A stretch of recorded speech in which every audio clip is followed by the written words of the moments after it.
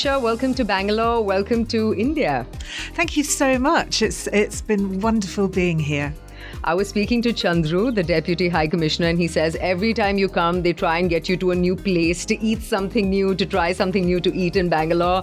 Have you had a chance to do it this time? Well, I've had amazing breakfast in the hotel. So my Indian guide here is showing me different breakfasts, and then on Sunday we're going around doing a food tour. So really looking forward to that. Patricia, CEO of Visit Britain. Now, Britain is a country that is high on Indian travelers' lists. You know, people love to travel to England, to Britain. Can you tell us about the association between India and the Great Britain? Well, of course, the term "the living bridge" has been coined to really sort of encapsulate that.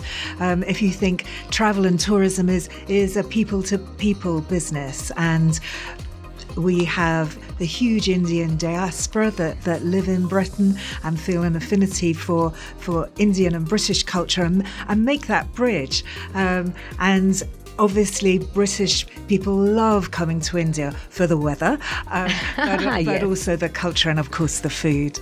I know chicken tikka has been adopted by Britain and made its own. I think it is the British national dish, isn't it? And I have to tell you, I mean, every town and city in Britain, you could find Indian food. So I was told some places has better Indian chicken tikka than you can also find back at home, and it's hard to believe, but they say they've mastered it and they love it. Well, it's funny, Indian food at home has really been on a journey from sort of Friday night after the pub to that start of really high-end Indian dining. So you can eat, you know, as ever in Britain, at any different price range with very different experiences. But I think for me, Indian food is still about sharing and friends and family, and that sense of time together, which, goodness, is so valuable, isn't it, after COVID? It is. And, we were reading about the number of visas that Great Britain has been opening up for Indian tourists, and the numbers are huge. Can you tell us a little bit about the desire to want to travel to the Great Britain, and what kind of numbers are you seeing from India traveling to the Great Britain? Well, we've got great flight connectivity, of course, to Britain, which really helps travel if the airfares are cheap and available. And we're seeing an increase in routes, not just into London, but into other regional cities in Britain, which we would love Indian visitors to try. So at the moment, Indian visitors spend about £840 million in Britain every year. We can see an increase of 18% a year on travel numbers, and we're saying that within a couple of years, India's going to be a market worth £1 billion to the British economy. So Indian visitors come.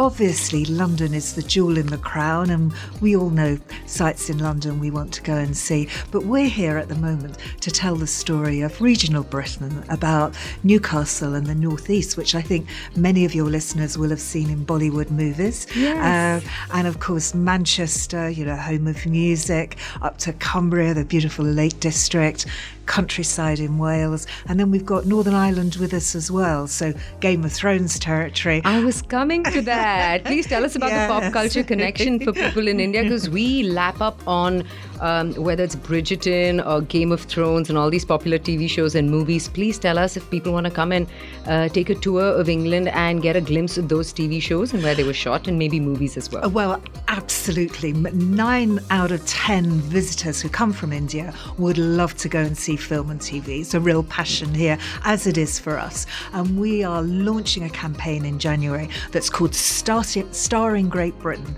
So it's all those amazing movies and TV locations you've seen, but it's the actual destination you can come and see. So if it's Bridgerton that's your passion, you can walk the streets of Bath, you can have an afternoon tea like that. If it's Peaky Blinders, you can go to Birmingham and the Black Country Living Museum, where indeed they're filming the new film. There's a new film of Peaky Blinders coming out. They're filming it there at the moment. And as I've said, Newcastle and Bollywood. And we don't just stand in for Britain. So if you go to Manchester, the back streets there, that's New York in Captain America. So amazing locations right across the country. And then, of course, some of the literature, like Pride and Prejudice, my favourite book. But the movies that have been shot there in the historic houses up in the Lake District. And indeed, the connection, we've taken actors from Lost Ladies and Jantara up to the Lake District to show them not just the cities that I think Indian visitors would be the starting point, but that really relaxing countryside, beautiful scenery where you can chill and relax and get a change from the pace of a city. We can't not talk about cricket or football or sport. Patricia, please throw a little light on that. So obviously home of the Premier League. Yes. I have to confess, my family is a red Manchester United family. We have Manchester City with us on the programme. Yes. And of course Liverpool as well, home of football. So I know Indian visitors follow with a passion their football teams. Come and see them. And what the football clubs have been really good at doing, it's not just match day, but they have a whole experience that you can walk around. You can see where Beckham's changed his boots, and you can go around the dressing rooms. You can go on the pitch as well, so you get a real experience of being part of it. I think people nowadays, they don't just want to stand and look, they want to be part of it. It's about memorable experiences. And then cricket, we've got some big cricket matches coming up. We've got Lords with us at the moment, so both in London and Manchester, and the ladies as well as the men's cricket. The ladies and the men's cricket, you're right. What kind of a role do you think, Patricia, all this, what we call a soft power, whether it's culture or food or sport, how much has it propelled the overall India-UK relations? How do you look at it? Is it fair to even call it a soft power? Because I think it's a huge driving force. I think it is a driving force. If you look at it as an economic benefit, we know people who come and visit are 3 times more likely to invest in the country. So there's a clear economic benefit. But goodness, you look around the world at the moment and the uncertain times we live in, and so for people to connect, to understand and enjoy each other's culture, to have that sort of affinity to come and study and learn in other countries, to understand each other more. I think that's something that tourism gives us that is increasingly important in this very uncertain world. When we say visit Britain, the first thing that comes to someone's mind is tourism, but there's education, which is a huge part of some of the top universities in the world. Great Britain is home to. So tell us about that. I know there's a huge Indian student population.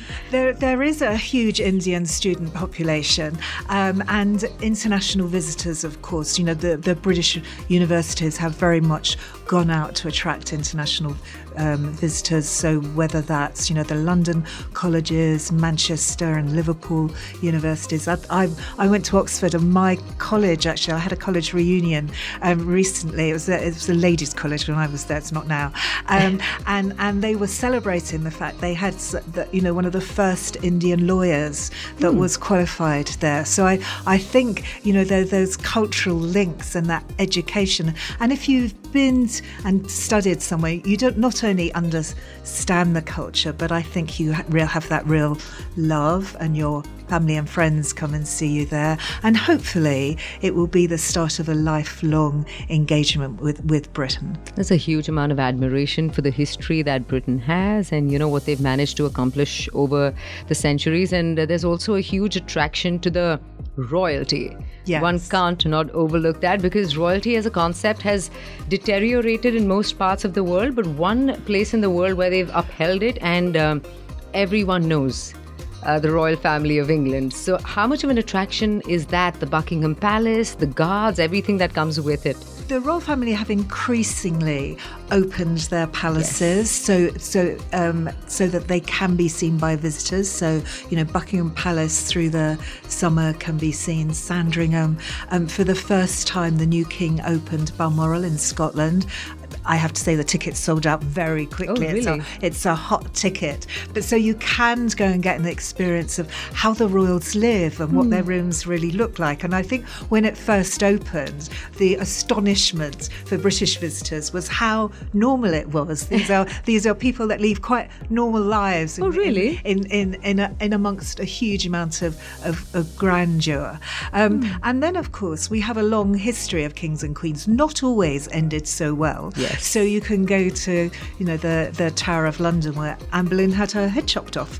And we have, new television series, Wolf Hawk, at the moment that tells that story of Henry VIII and his wives who didn't always have happy endings. Yes. We've read about that. Do you have any information, Patricia, on which state in India do you think draws most visitors to the Great Britain, or is it spread evenly across the country? It's spread pretty evenly. We get about a quarter of them from Mumbai, but about a quarter of them from the south of India as well. So it is a good spread, and you can see that actually with the rise in direct flights from Bangalore into Britain. So I flew on a direct flights here, and there were competitive airlines I could have travelled with as well. So that good flight connectivity works well for us in Britain, but it also works well for Indian visitors who can take more local flights to get to Britain. Patricia, for someone who's never travelled to the Great Britain, is there a myth that you'd like to bust? Someone who's never been there but has these preconceived notions that, it's difficult to maybe communicate or get around, or are people friendly? What would you like to tell Indians who have Great Britain on a travel list but are still a bit apprehensive? We know that our appeal globally is about history and heritage.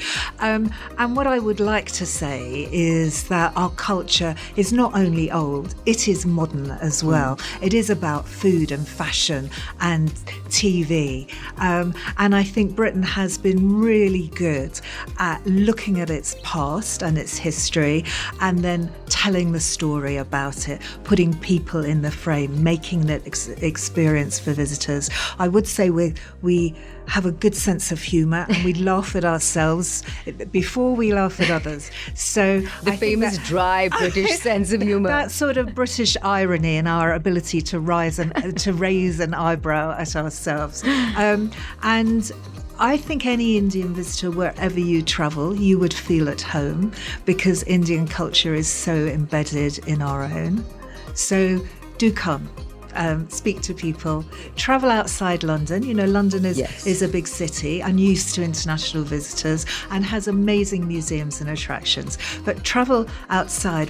We're a small country. It's a couple of hours from London up to the Lake District. Travel outside and get a real feel for the authentic food. Go to the local pub, speak to people. Everyone will make you welcome. I think driving around in Britain would be easy because all of us drive on the left side. We both drive on the wrong side of the road, don't we? For a lot of our international visitors, you think, no, I'm not going to talk about cars. Indians love it. Indian visitors, it's easy. Another thing we can't not talk about, Patricia, is tea, chai. Yes. The British afternoon tea and India's obsession with chai. Do you think it meets somewhere, or is there a stark difference between the way we consume our tea? Have you had the chai here, masala chai? Do you know, I haven't had masala chai here yet. Yes, so I'll have to try it, and then I can tell you what the difference is. So for people older, so you can't see me on the radio, I'm older. So people older like me that drink tea in a very British way, tea and a little dash of milk in it. My children go and they would have masala chai. That really? is how they would have it. I think kids, it's much more international, isn't it? The way they consume culture and their influences. So they don't want to drink tea like their parents do. In a cup and a saucer. And I can remember looking at my parents, and the answer to any British ill is, let's go and put the kettle on. And my kids don't want to be the same as me, as I don't want to be the same as my parents. So when you're down, there's a cup of tea and people feel better. Absolutely. It's the same in India, Patricia, and I hope you get to try our masala chai this time. I will. I'll put it on my list. Thank you. Do. We've not talked about music.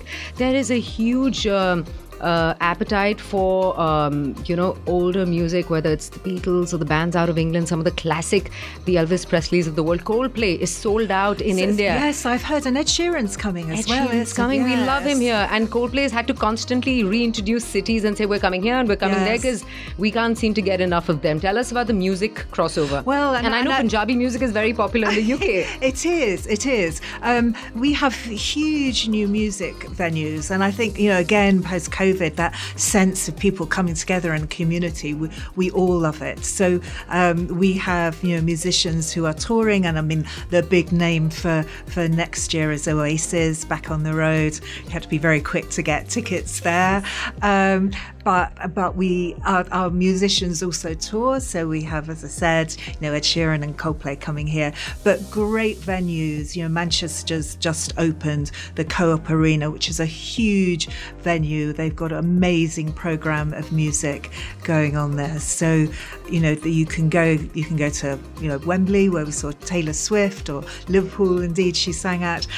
But we've got great music, great venues, and it doesn't have to be, 1,000-seater stadium. I've been to the Cavern Club in Liverpool, where the Beatles started out, and they are amazing stories, because, the kids were going there in their lunchtime at 13. It was my mother-in-law went there as a sort of office lady, and used to go there in her lunchtime, and the bands, used to skip school to go there and do lunchtime sessions. So a real tradition there of music and young people gatherings. They're really small. Yes, and that makes it private. It makes it exclusive. It's quite an experience.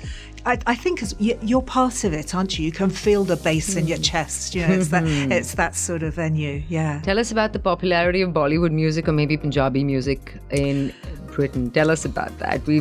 We know it's huge. Well, it's huge because we do have a huge Indian diaspora, and it's fun, isn't it? On a Bollywood, you're going to be uplifted at the end, and there's going to be a bit of dance and a bit of fun in it. So we're not only a venue for filming and that mix of old and new arts and architecture that we have, but I think that sense of fun.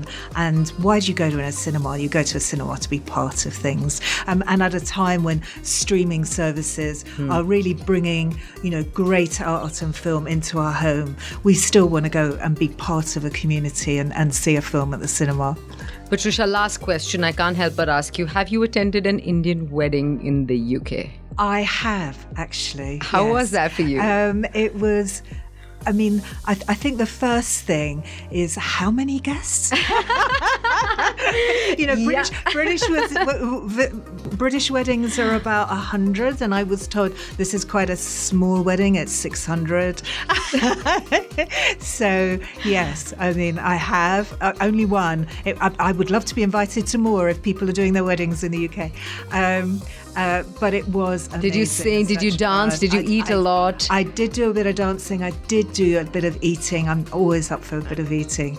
And just seeing the pageantry of it all, it was amazing. No, it's lovely. The cross culture is fantastic. And a lot of people say when they do travel to England, it doesn't feel like you're away from home, while there is a lot to experience as one of the centerpieces of Europe. When you talk about the Great Britain, there's also a sense of familiarity where you're not entirely out of place. So I think I think so. And obviously, most Indians speak English. Yes. And we are used to hosting Indian visitors, and my goodness, they are so welcome.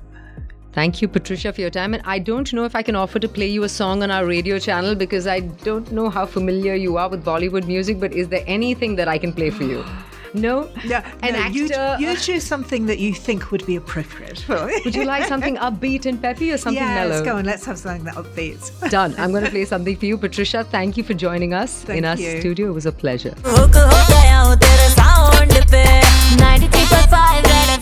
बजाते रहो